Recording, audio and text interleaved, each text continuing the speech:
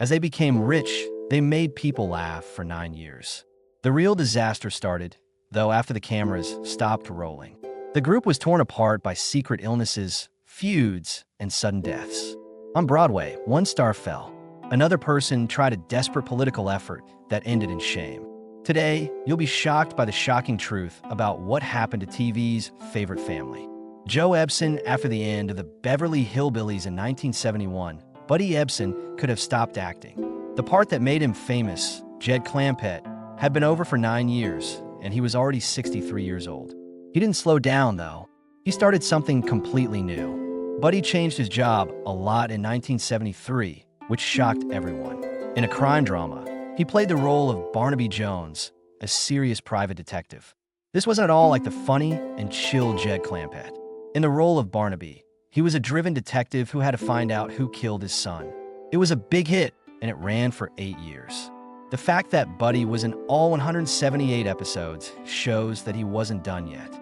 Buddy was 72 years old when the show stopped in 1980. He had been the star of 2 long-running shows in a row, which is something that not many actors can do. Bud kept playing even after Barnaby Jones. He was in a TV show called Fire on the Mountain in 1981 when he was 73 years old. Then he was in another one called Stone Fox in 1986. He even had a recurring part on the action show Matt Houston in 1984 when he was 76 years old. Buddy never seemed to slow down, even though he was getting older. He did something very strange a long time after that. In 1999, Buddy did a voice appearance in the animated show King of the Hill when he was 91 years old. He played this small part 37 years after becoming famous as Jed Clampett, which shows how long his work lasted. Buddy was more than just an actress, though. He was very good at sailing and loved it. He even made his own sailboat, which he named Polynesian Concept. He didn't just do this for fun. He raced it in events around the world. He sailed his boat to win in a 125-mile race from Newport Beach to Ensenada in 1968, while he was still on the Beverly Hillbillies. The race took less than 14 hours to complete. He was clever in more than one way, though. He wrote more than 80 songs and 2 plays, which were called The Champagne General and Turn to the Right. He did more than just act. A man with lots of ideas, he wrote songs and plays. But he chose to live a simpler life by the ocean as he got older. He didn't stay in Hollywood. Instead, he built a house on Balboa Island, which is a quiet spot near Newport Beach. Someone who loved the water as much as he did would love living there. But he stayed busy as he aged and loved telling stories about his amazing career. He talked about his life on Larry King Live on his 93rd birthday in 2001. Still, he was full of life and charm. But he died on July 6, 2003. He was 95 years old. After a week, TV Land showed a marathon of the Beverly Hillbillies to celebrate him. It was an emotional way to honor his life and remember all the great things he did in his work. Irene Ryan. Irene Ryan's life changed a lot after the Beverly Hillbillies finished on March 23, 1971. Even though she was 68 years old, she had no plans to quit. She chose not to play Granny Daisy Moses in spin-offs or commercials, but to go back to live theater. It was a brave move. That is, for someone her age. It was clear that Irene was determined to keep acting. In the fall of that year, she went on tour with the show Pippin to 30 cities. With 8 shows a week, it was hard to keep up. No one thought Irene would work as hard as she did. Her energy surprised everyone, even though she was small and getting close to 70 years old. She also kept busy backstage, where she handled the chaos like a pro. Some people said she was just as driven now as she was when she was in theater. She played Berta, the main character's grandmother, on the show. People loved her song No Time at All. People loved her so much that every night they gave her standing ovations. She was also praised by critics. In fact, the New York Times said that her performance was so powerful that her co-star couldn't say his next line for so long. The big night for Irene was October 23, 1972, in New York City. People were shocked to see her go from being an old lady to a show star. On March 26, 1973, she was nominated for a Tony Award, which showed how hard she had worked. It was a big deal for her, and everyone was happy for her. But then something awful took place. Irene passed out during a show on March 10, 1973. The show had to end, even though it looked like a stroke. After that, she went back to California to see a doctor. That's when the sad news came to her. The brain tumor she had was glioblastoma, and doctors told her she only had a few weeks to live. People were still praising her work while she was in the hospital. Irene's name was on the list of people nominated for a Tony Award on April 16, 1973. She never got to go to the event, which was sad. 10 days after that, on April 26, 1973, Irene died. She was 70 years old. Everyone was shocked by her quick death, especially since she had just been on stage a few weeks before. Before she died, Irene made sure that her name would live on. She left the Irene Ryan Foundation all of her money, which was over $1 million. Young actors can get scholarships from the organization, which helps them follow their dreams. The first awards were given out in 1972, not long before she died. This foundation has helped a huge number of performers since then, and many of them have gone on to have successful lives. Dugan Douglas. As Ellie Mae Clampett, Donna Douglas became well known.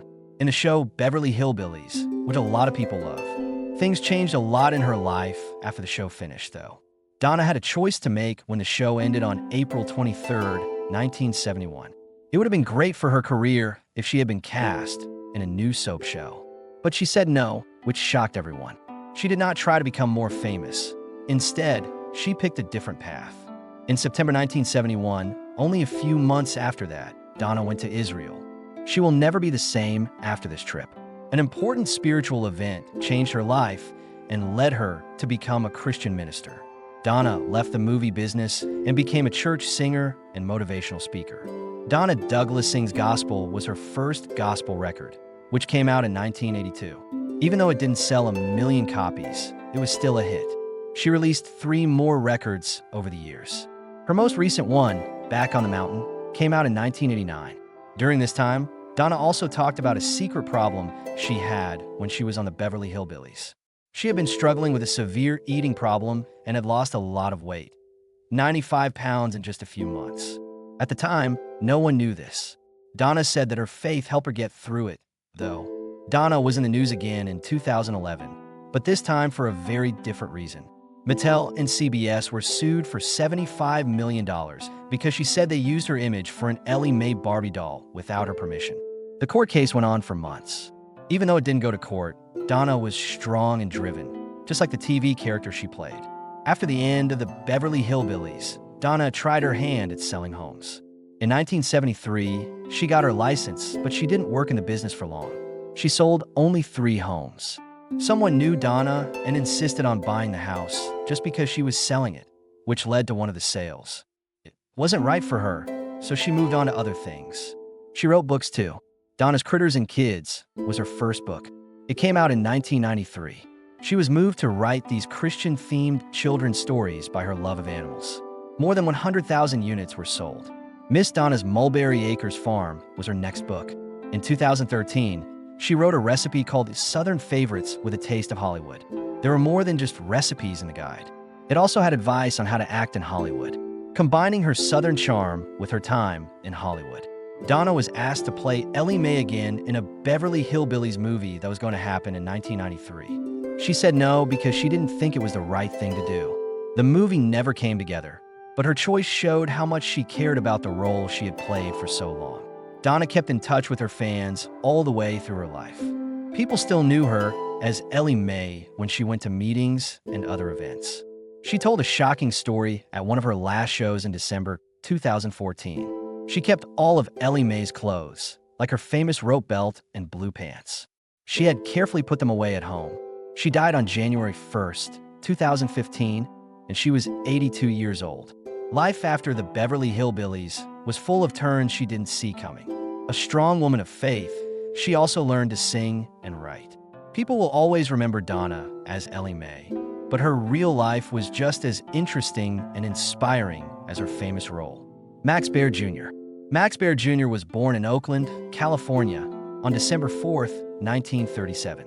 His role as Jethro Bodine in the Beverly Hillbillies made him popular. He became a star because of this part, but it hurt his career a lot later on. It was over on March 23rd, 1971, after 9 years. Max had a hard time getting new acting jobs after that because everyone only saw him as Jethro.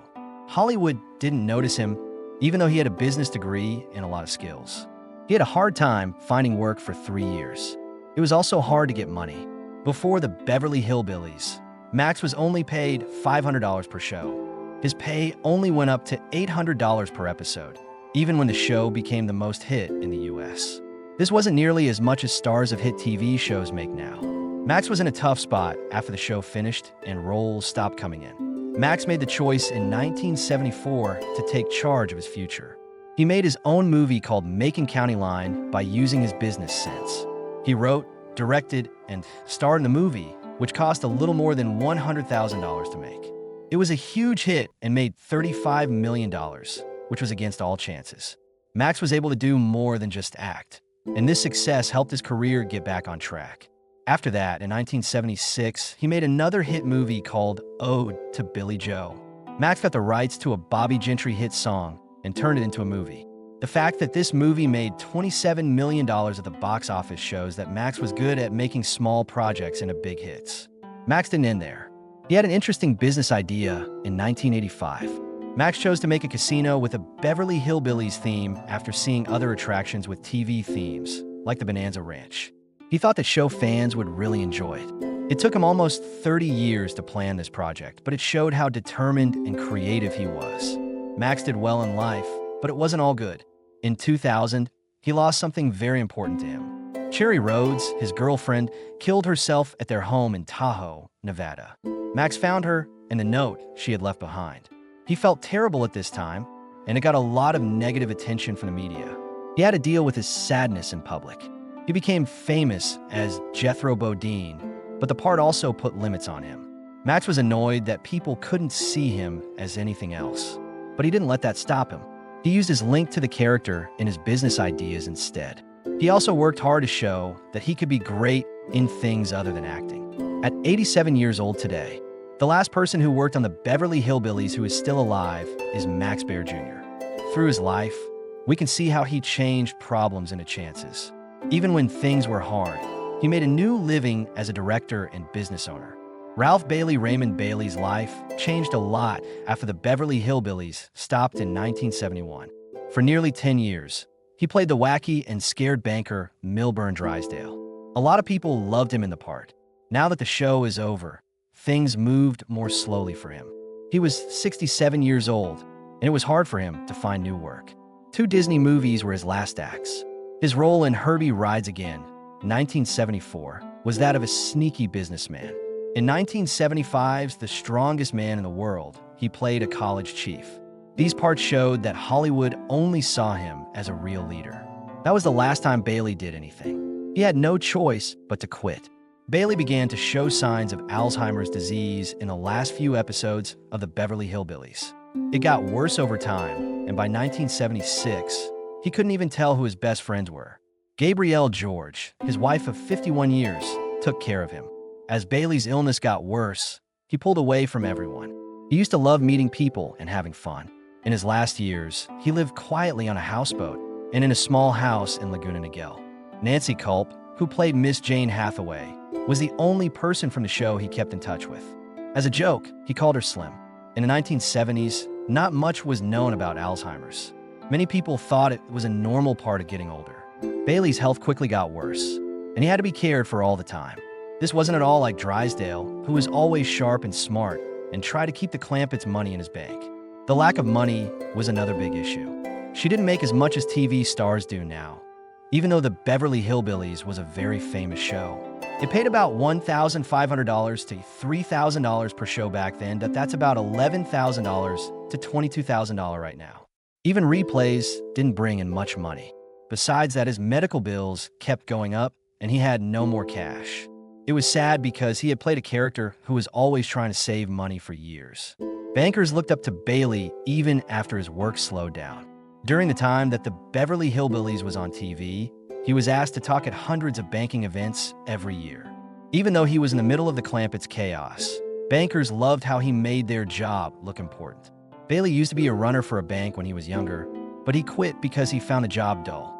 He talked about that event many years later to make Drysdale seem more real. He once joked that bankers saw Drysdale as someone who was trying to calm down crazy clients, just like they had to deal with their own tricky clients.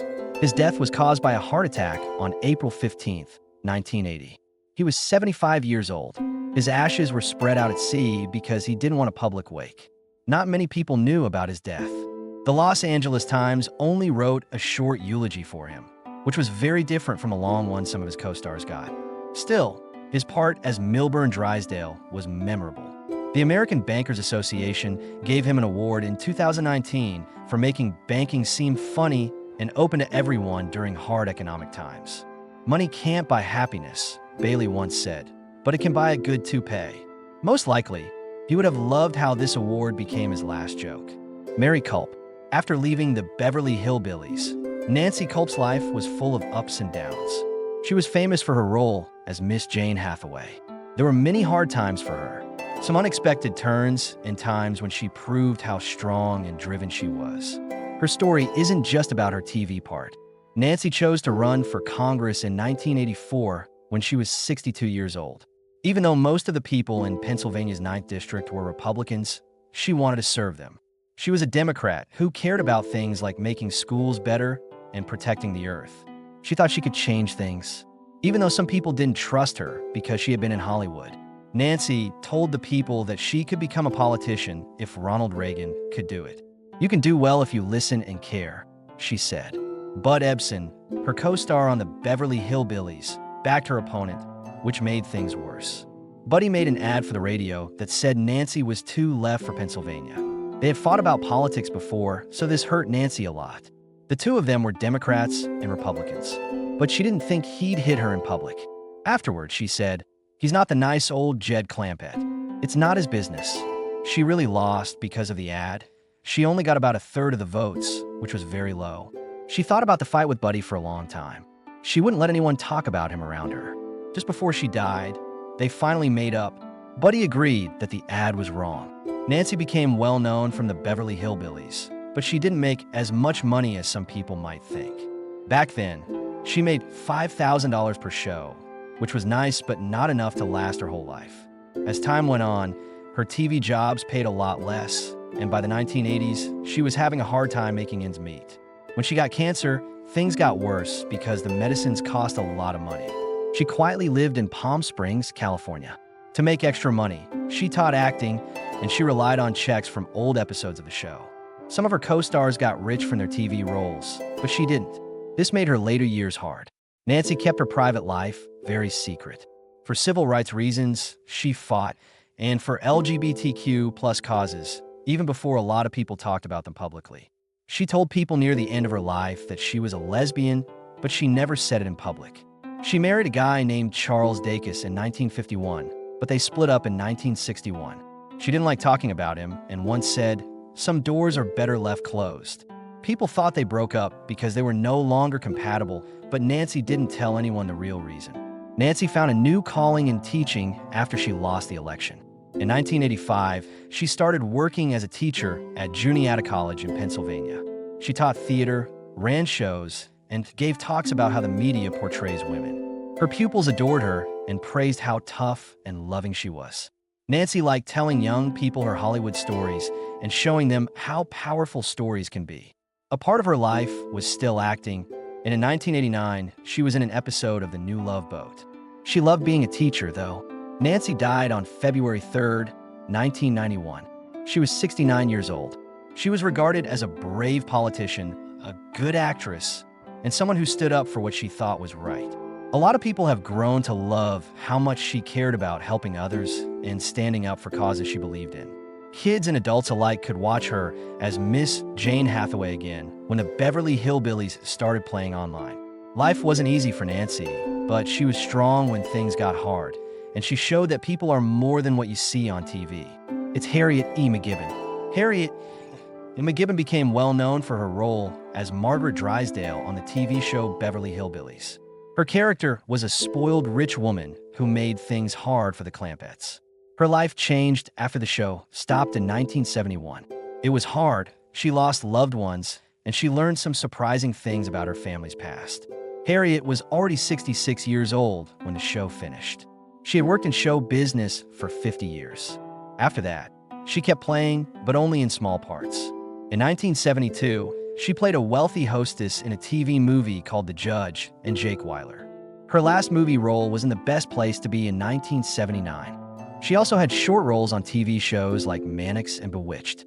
It was hard for her to get new parts, though, since everyone knew her as Mrs. Drysdale. A few years ago, she talked about how upset she was because she had been in many Shakespeare plays with major parts. She stayed busy for a while by going to parties and charity events in Beverly Hills, even though her acting work slowed down. She had a hard time in the 1970s. William, her only son, died when he was 44 years old. He was an art expert who really liked Paul Gauguin's work, but he had been depressed. She was heartbroken when he died. She made a grant for him, but she didn't tell anyone about it. She also had trouble with money. She made a lot of money on the Beverly Hillbillies, but bad choices left her with very little. Her health got worse in the 1980s. She got COPD, a lung disease, and spent most of her time at home. The only time she went out was to church, where she brought an oxygen tank. Harriet's family background was one of the most interesting things about her. Along with other people in Indiana, her great-grandpa, Dr. Eleazar Deming, helped slaves get away to freedom through the Underground Railroad.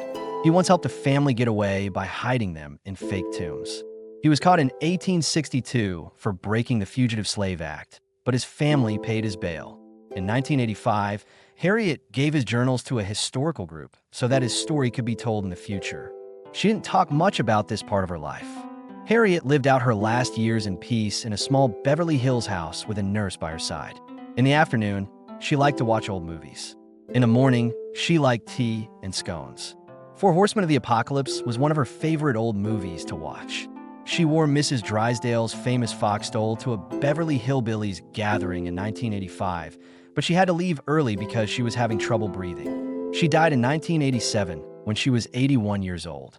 Even though most people only know her as Mrs. Drysdale, Harriet lived a long and interesting life. Her ashes were buried at Forest Lawn Cemetery with a plaque that said so.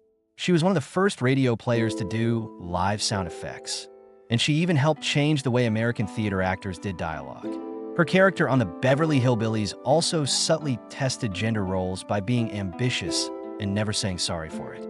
Actors are still moved by her performance, and the fund she set up in her son's name has helped many students.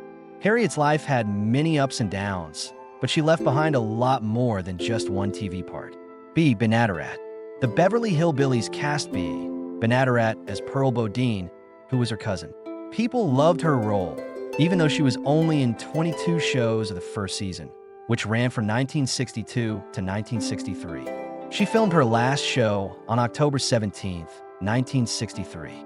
It was said that she left to act in her own show, Petticoat Junction, but the truth was more complicated. At that time, Bea was dealing with health issues in secret.